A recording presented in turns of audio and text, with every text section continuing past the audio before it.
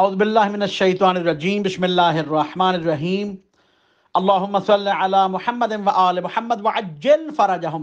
14 شعبان کا دن گزارنے کے بعد جو رات آ رہی ہے وہ ہے نیمہ شعبان کی رات، وہ رات جس رات کو امام صاحب العصر والزمان تشریف لے کے آئے۔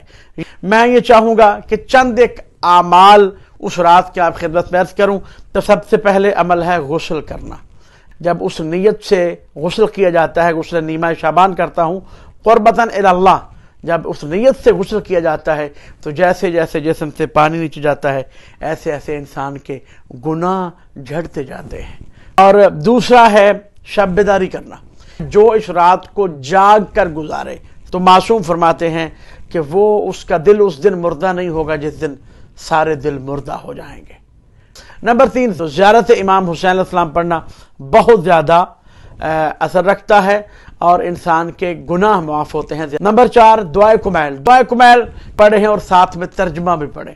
5 ہے صلوات پڑھنا، اللہم صلی علی محمد و آل محمد وعجل فرجہم، یہ مسلسل پڑھتا رہے۔ اور نمبر 6، تسبیحات 4 100 دفعہ پڑھے، بسم اللہ الرحمن الرحیم، سبحان اللہ والحمد للہ ولا الہ الا اللہ واللہ اکبر۔ یہ تھے چند ایک اعمال جو نیمہ شعبان کے تھے۔